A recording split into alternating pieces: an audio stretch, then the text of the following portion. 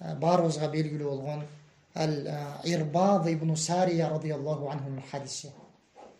Бул хадисте дагы сахабалардын Аллахтан болгон коркуусунан келген ыйлоосу эскерилет да.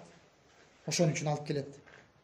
Ал хадис Абу Давудда, Тирмидиде, Насаиде, Ибн Маджада, имам Ахмад рахимахулла да өзүнүн муснадында алып келет. Тасдыкталган хадис. Бул сахаба Ал-Ирбад ибн Сария айтат, пайгамбар саллаллаху алейхи ва саллям кээ бир риваяттарда келет, таң намазды окугандан кийин деп. Ва адана Расулуллах саллаллаху алейхи ва саллям мау'идатан хасанатан важилат минха ал-кулуб ва зарафат минха ал-уюн. Кулна я Расулаллах кааннаха мау'идату муадди'ин фаусина. Бул сахаба айтат, бизге пайгамбар саллаллаху алейхи ва саллям ушунчалык жеткиликтүү баян кылды дейт. Ушунчалык жеткиликтүү таасирлүү баян кылды. Ал баянынан биздин жүрөктөрүбүз эзилип кетти дейт да. Ва зарафат минхал уюн, көздөрүбүздөн жаштар агып кетти дейт. Көздөрүбүздөн жаш куюлду, жүрөктөрүбүз титиреп ушунчалык коркуп эзилди дейт да. Пайгамбарыбыздын насаатынанчы. Ошондо биз айттык дейт. О Аллахтын элчиси, сиздин бул айтып аткан насаатыңыз, баяныңыз коштошуп кетип аткан адамдын баянындай болуп атат. Бул дүйнөдөн кетип аткан адамдын баянындай болуп атат. Бизге насаат айтыңчы деп айттык дейт. Кааннаха мау'идату муадди'ин фаусина. Бизге осуят айтып калың. Бизге осуят айтыңчы Аллахтын элчиси деп айттык дейт. Ошондо пайгамбар саллаллаху алейхи ва саллям усикум би тaqvallah was-sam'i wat-ta'a wa in ta'ammara alaykum 'abdun. Мен силерге таквалыкты осуят кылам. Таквалыкты, Аллах Тааладан коркууну, таква болууну осуят кылам. Жана падышага силерге кул падыша болуп, башчы болуп калса дагы баш ийүүнү, ага кулак төшөп, моюн сунууну осуят кылам деп айтты.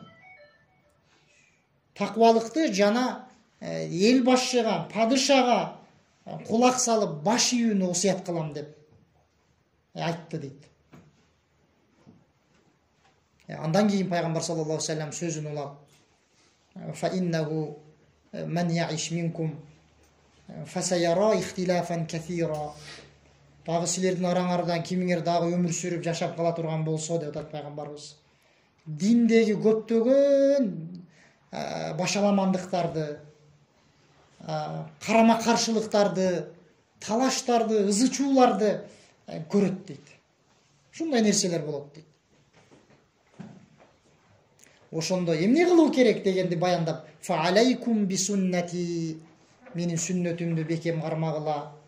Ошол кезде өзгөчө да. "Ва суннатил хулафаир рашидин ал-махдиин мин ба'ди", туура жолдогу менден кийинки халифтеримдин жолун бекем кармагыла.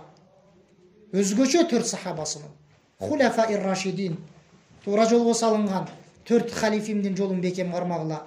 Тамассаку биха, бекем кармап алгыла ошол жолду. Ва адду алейха бин наважиз, эгерде керек болуп турса, керек болсо азуу тишиңер менен тиштенип алгыла ошол жолду деп. Ушундай насааттарды айтып атат да. Ошол баянында бизге айтыңыз, сиз коштошуп кетип аткандай айтып атасыз, бизге осуят кылып калың деп сахабалар суранышканда.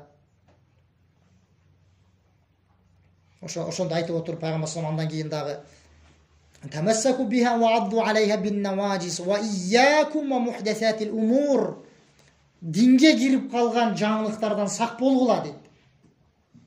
Узак болгула, бидаттардан сак болгула дейт. "Фа инна кулла muhdasatin bid'a", ар бир динге киргизилген, динге да ибадат амалдарында, амалдарда диндеги шариаттагы нерселерде динге киргизилген жаңылыктар бидат болуп эсептелет дейт. "Ва кулла бид'атин далала", бидаттын бардыгы адашуучулук дейт.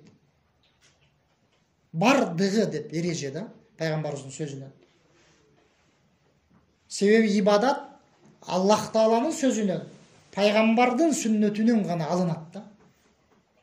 Адам мүмкүн эмес да, ал пайгамбар саллаллаху алейхи ва саллям көргөзбөгөн жол менен Аллах Таалага сыйынуусу, жакындоосу. Allah subhanahu wa ta'ala al-yawma akmaltu lakum dinakum wa atmamtu alaykum ni'mati wa raditu lakum al-islam dina деп айтып турган болсо, мен силерге диниңерди толук кылып бердим, жакшылыктарымдын баардыгын берип бүттүм, силерге ислам динин гана дин катарында ыраазы көрдүм деген аяты түшүп тургандан кийин. Ошон үчүн пайгамбар саллаллаху алейхи ва саллям ар бир бидат адашуучулук деди. Wa kullu bid'atin dalala wa kullu dalalatin fin-nar. Ошол адашуунун баары тозокто болот деди. Башкача айтканда, адашуу адамды тозокко алып барат, тозокко түртөт деп атат да. Кээ бир риваяттарда ушул kullu bid'atin kullu dalalatin fin-nar деп келет. Кээ бир риваяттарда ал эскерилбейт. Ошондо муну азыркы хадисте эскерилип аткандай сахабалар эмне деп атат? Пайгамбардын баянынан, сөзүн укканда, хадисин укканда жүрөктөрүбүз эзилип кетти деп атат.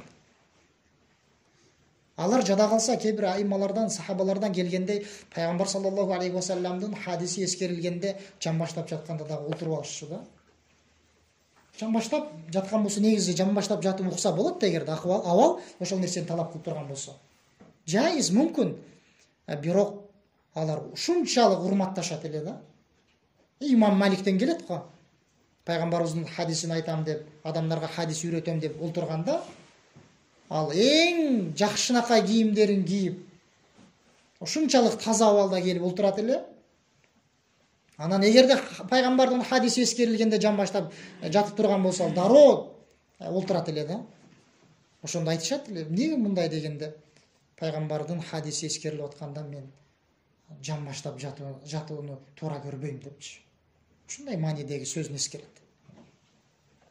Алар азыркы биз айтып аткан Ал-Хафизун Навави бул бөлүмдө эскерип аткандай, алардын ошол коркуулары, ыймандары жогору болгондуктан, пайгамбардын сөзүнүн орду кандай экендигин билгендиктеринен, Алла субханаху ва тааланын сөзүнүн орду кандай экендигин, эмне кылуу керек экендигин билишкендиктеринен келип чыгып аткан көз жаштар, ыйлар да.